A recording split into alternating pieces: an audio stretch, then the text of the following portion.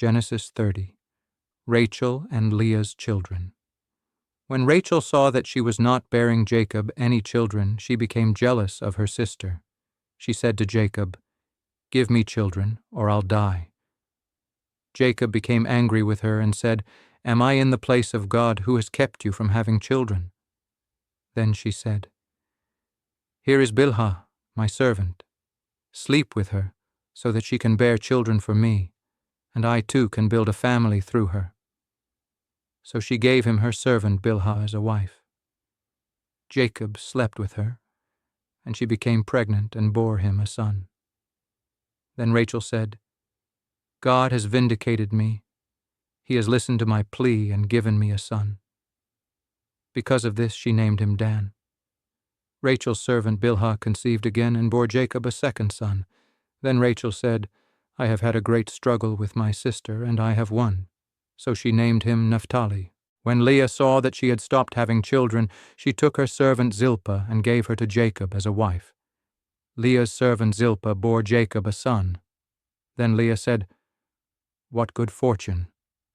So she named him Gad. Leah's servant Zilpah bore Jacob a second son. Then Leah said, "How happy I am! The women will call me happy." So she named him Asher. During wheat harvest, Reuben went out into the fields and found some mandrake plants, which he brought to his mother Leah. Rachel said to Leah, "Please give me some of your son's mandrakes." But she said to her, "Wasn't it enough that you took away my husband? Will you take my son's mandrakes too?" "Very well," Rachel said. "He can sleep with you tonight in return for your son's mandrakes." So when Jacob came in from the fields that evening, Leah went out to meet him. "You must sleep with me," she said. "I have hired you with my son's mandrakes." So he slept with her that night. God listened to Leah, and she became pregnant and bore Jacob a fifth son. Then Leah said, "God has rewarded me for giving my servant to my husband." So she named him Issachar. Leah conceived again and bore Jacob a sixth son. Then Leah said, "God has presented me with a precious gift. This time my husband will treat me with honor, because I have borne him 6 sons." So she named him Zebulun. Some time later she gave birth to a daughter and named her Dinah. Then God remembered Rachel. He listened to her and enabled her to conceive. She became pregnant and gave birth to a son and said, "God has taken away my disgrace." She named him Joseph and said, "May the Lord add to me another son." Jacob's flocks increase. After Rachel gave birth to Joseph, Jacob said to Laban, "Send me on my way so I can go back to my own homeland. Give me my wives and children, for whom I have served you, and I will be on my way. You know how much work I've done for you." But Laban said to him, "If I have found favor in your eyes, please stay.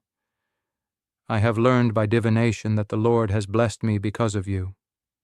He added, "Name your wages, and I will pay them." Jacob said to him, "You know how I have worked for you and how your livestock has fared under my care. The little you had before I came has increased greatly, and the Lord has blessed you wherever I have been. But now, when may I do something for my own household?" "What shall I give you?" he asked. "Don't give me anything," Jacob replied. "But if you will do this one thing for me, I will go on tending your flocks and watching over them. Let me go through all your flocks today and remove from them every speckled or spotted sheep, every dark-colored lamb, and every spotted or speckled goat. They will be my wages, and my honesty will testify for me in the future, whenever you check on the wages you have paid me.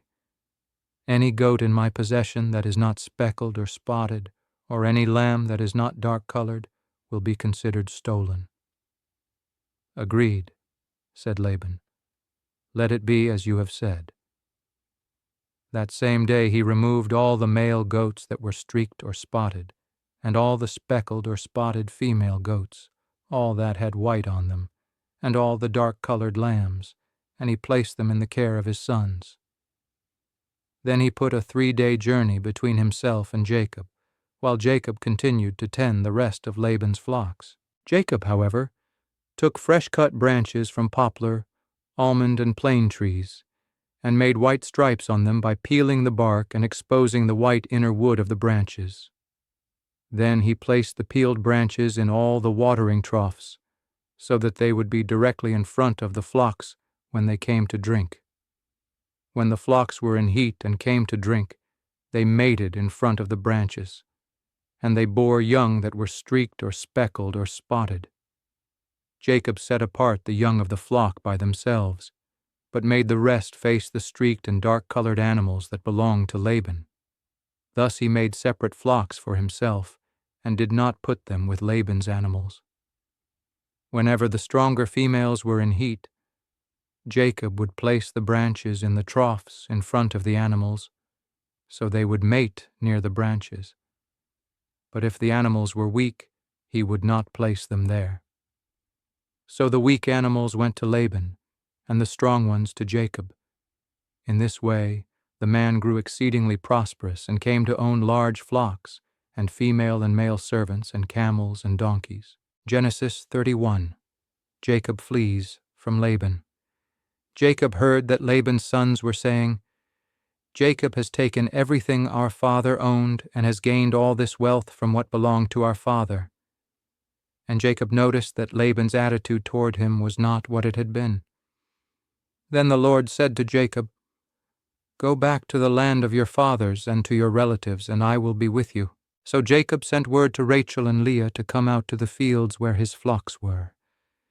He said to them, "I see that your father's attitude toward me is not what it was before, but the God of my father has been with me. You know that I've worked for your father with all my strength, yet your father has cheated me by changing my wages 10 times. However, God has not allowed him to harm me. If he said, 'The speckled ones will be your wages,' then all the flocks gave birth to speckled young. And if he said, 'The streaked ones will be your wages,' then all the flocks bore streaked young. So God has taken away your father's livestock and has given them to me. In breeding season I once had a dream, in which I looked up and saw that the male goats mating with the flock were streaked, speckled, or spotted. The angel of God said to me in the dream, 'Jacob.' I answered, 'Here I am.' And he said, 'Look up and see that all the male goats mating with the flock are streaked, speckled, or spotted, for I have seen all that Laban has been doing to you. I am the God of Bethel, where you anointed a pillar and where you made a vow to me. Now leave this land at once and go back to your native land.' Then Rachel and Leah replied, 'Do we still have any share in the inheritance of our father's estate? Does he not regard us as foreigners? Not only has he sold us, but he has used up what was paid for us. Surely all the wealth that God took away from our father belongs to us and our children. So do whatever God has told you.' Then Jacob put his children and his wives on camels, and he drove all his livestock ahead of him, along with all the goods he had accumulated in Paddan Aram, to go to his father Isaac in the land of Canaan. When Laban had gone to shear his sheep, Rachel stole her father's household gods. Moreover, Jacob deceived Laban the Aramean by not telling him he was running away. So he fled with all he had, crossed the Euphrates River, and headed for the hill country of Gilead. Laban pursues Jacob. On the 3rd day Laban was told that Jacob had fled. Taking his relatives with him, he pursued Jacob for 7 days and caught up with him in the hill country of Gilead. Then God came to Laban the Aramean in a dream at night and said to him, 'Be careful not to say anything to Jacob, either good or bad.' Jacob had pitched his tent in the hill country of Gilead when Laban overtook him, and Laban and his relatives camped there too. Then Laban said to Jacob, 'What have you done? You've deceived me, and you've carried off my daughters like captives in war. Why did you run off secretly and deceive me? Why didn't you tell me, so I could send you away with joy and singing to the music of timbrels and harps? You didn't even let me kiss my grandchildren and my daughters goodbye. You have done a foolish thing. I have the power to harm you. But last night the God of your father said to me, "Be careful not to say anything to Jacob, either good or bad." Now you have gone off because you long to return to your father's household. But why did you steal my gods? Jacob answered Laban, "I was afraid because I thought you would take your daughters away from me by force. But if you find anyone who has your gods, that person shall not live. In the presence of our relatives, see for yourself whether there is anything of yours here with me, and if so, take it." Now Jacob did not know that Rachel had stolen the gods. So Laban went into Jacob's tent and into Leah's tent and into the tent of the 2 female servants. But he found nothing. After he came out of Leah's tent, he entered Rachel's tent. Now Rachel had taken the household gods and put them inside her camel's saddle and was sitting on them. Laban searched through everything in the tent but found nothing. Rachel said to her father, "Don't be angry, my lord, that I cannot stand up in your presence. I'm having my period." So he searched, but could not find the household gods. Jacob was angry and took Laban to task. "What is my crime?" he asked Laban. "How have I wronged you that you hunt me down? Now that you have searched through all my goods, what have you found that belongs to your household? Put it here in front of your relatives and mine, and let them judge between the 2 of us. I have been with you for 20 years now. Your sheep and goats have not miscarried, nor have I eaten rams from your flocks. I did not bring you animals torn by wild beasts. I bore the loss myself. And you demanded payment from me for whatever was stolen by day or night. This was my situation. The heat consumed me in the daytime and the cold at night, and sleep fled from my eyes. It was like this for the 20 years I was in your household. I worked for you 14 years for your 2 daughters and 6 years for your flocks, and you changed my wages 10 times. If the God of my father, the God of Abraham and the fear of Isaac, had not been with me, you would surely have sent me away empty-handed. But God has seen my hardship and the toil of my hands, and last night he rebuked you." Laban answered Jacob, "The women are my daughters, the children are my children, and the flocks are my flocks. All you see is mine. Yet what can I do today about these daughters of mine, or about the children they have borne? Come now, let's make a covenant, you and I, and let it serve as a witness between us." So Jacob took a stone and set it up as a pillar. He said to his relatives, "Gather some stones." So they took stones and piled them in a heap, and they ate there by the heap. Laban called it Jegar Sahadutha, and Jacob called it Galid. Laban said, "This heap is a witness between you and me today." That is why it was called Galid. It was also called Mizpah, because he said, "May the Lord keep watch between you and me when we are away from each other. If you mistreat my daughters, or if you take any wives besides my daughters, even though no one is with us, remember that God is a witness between you and me." Laban also said to Jacob, "Here is this heap, and here is this pillar I have set up between you and me. This heap is a witness, and this pillar is a witness, that I will not go past this heap to your side to harm you, and that you will not go past this heap and pillar to my side to harm me. May the God of Abraham and the God of Nahor, the God of their father, judge between us."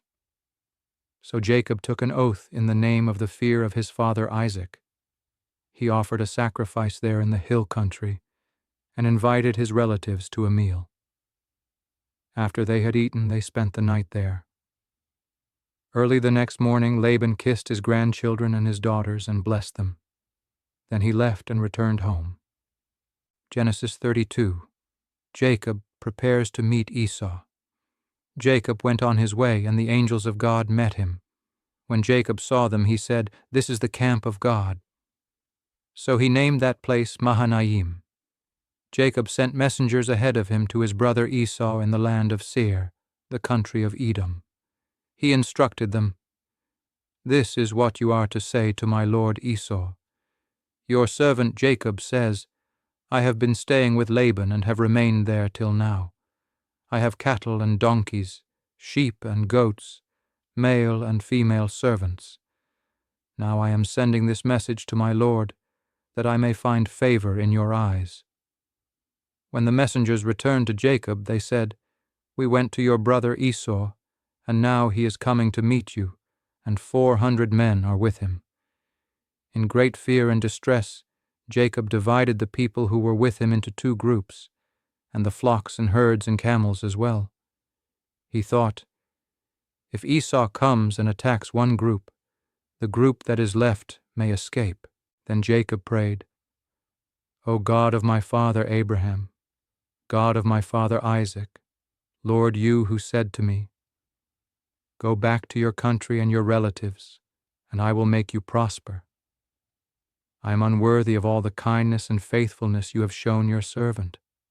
I had only my staff when I crossed this Jordan, but now I have become 2 camps. Save me, I pray, from the hand of my brother Esau, for I am afraid he will come and attack me, and also the mothers with their children. But you have said, I will surely make you prosper and will make your descendants like the sand of the sea which cannot be counted." He spent the night there, and from what he had with him, he selected a gift for his brother Esau: 200 female goats and 20 male goats, 200 ewes and 20 rams, 30 female camels with their young, 40 cows and 10 bulls, and 20 female donkeys and 10 male donkeys. He put them in the care of his servants, each herd by itself, and said to his servants, "Go ahead of me, and keep some space between the herds." He instructed the one in the lead, "When my brother Esau meets you and asks, 'Who do you belong to, and where are you going, and who owns all these animals in front of you?' Then you are to say, 'They belong to your servant Jacob. They are a gift sent to my lord Esau, and he is coming behind us.'" He also instructed the second, the third, and all the others who followed the herds. "You are to say the same thing to Esau when you meet him, and be sure to say, 'Your servant Jacob is coming behind us.'" For he thought, "I will pacify him with these gifts I am sending on ahead. Later, when I see him, perhaps he will receive me." So Jacob's gifts went on ahead of him, but he himself spent the night in the camp. Jacob wrestles with God. That night, Jacob got up and took his 2 wives, his 2 female servants, and his 11 sons and crossed the ford of the Jabbok. After he had sent them across the stream, he sent over all his possessions. So Jacob was left alone, and a man wrestled with him till daybreak.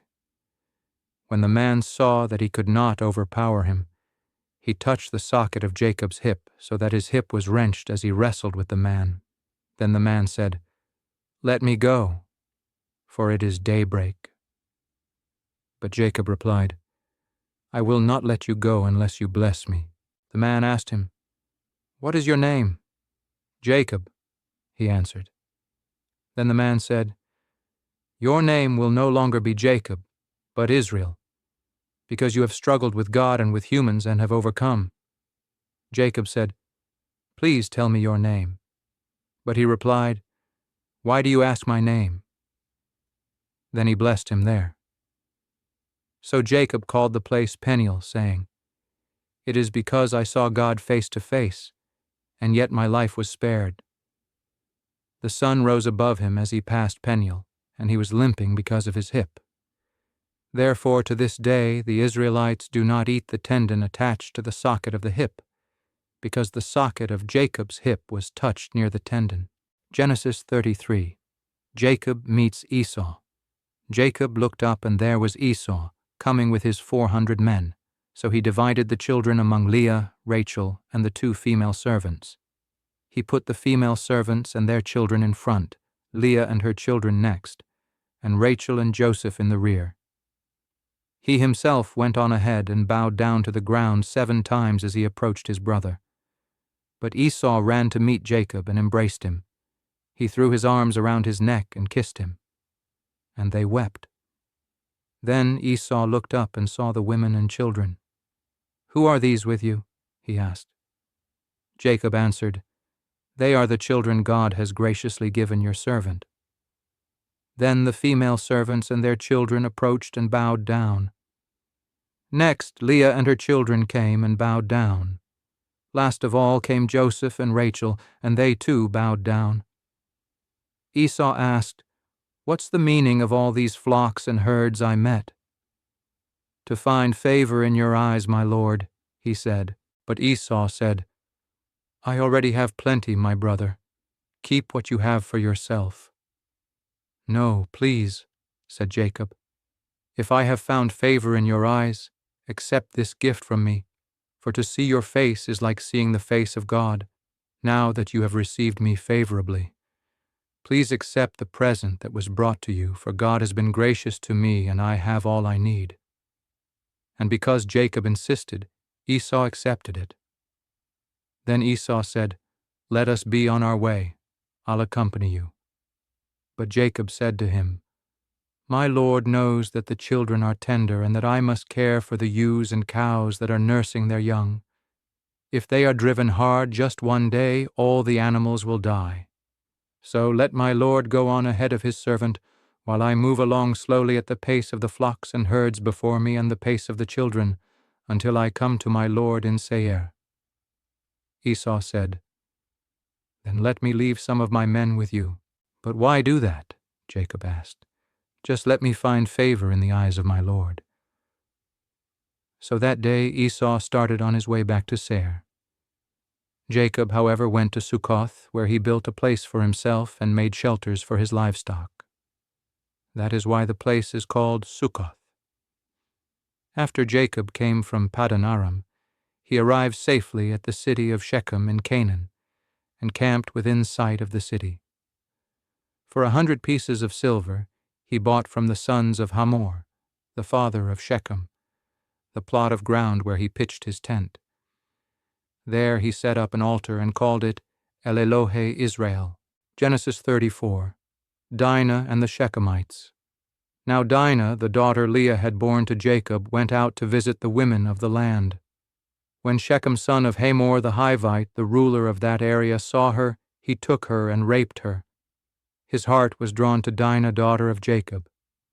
He loved the young woman and spoke tenderly to her.